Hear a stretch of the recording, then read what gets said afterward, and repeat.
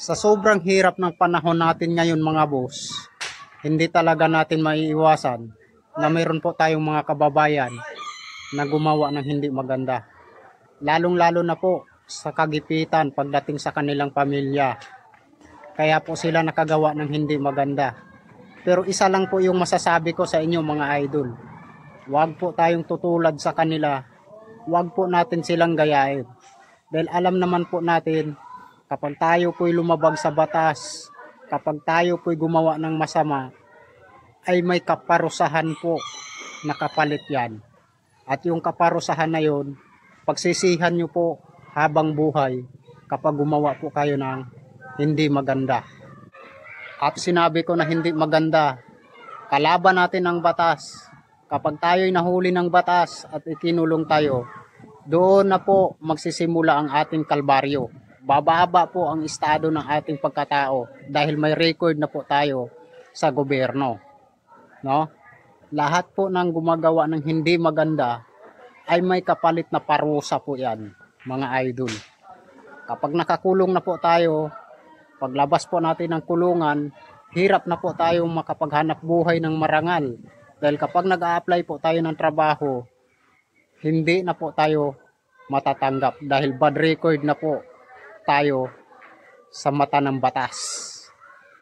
No?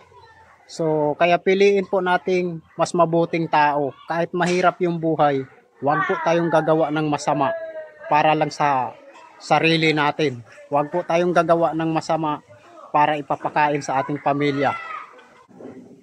Mahalaga pa rin po sa atin ang pagiging mabuting tao at matuwid. No? Ito pa lang sasabihin ko sa inyo. May dalawang parusa po ang kapalit kapag gumawa ka ng masama. Kung hindi ka parusahan sa mata ng batas, sa mata ng Diyos, hindi ka rin makakaligtas. Nakadepende yan kung anong gagawin mong bagay na ikakasama sa iyo.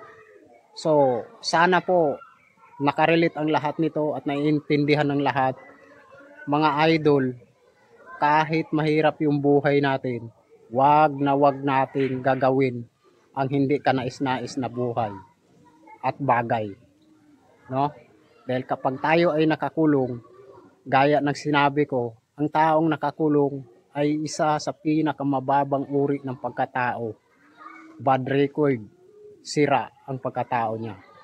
Kaya tayo, mananatili po tayong mabuti at hindi po tayo gagawa ng masama. No? Mananatili po tayong mabuti, mamumuhay ng marangal. Kahit hirap ng buhay, labanan natin yan sa pamamagitan ng kabutihan at hindi tayo gagawa ng masama. So sana po naintindihan nyo mga idol. At hanggang dito lang po, ako po pala si Manila Boy TV, ang inyong kabeng-beng.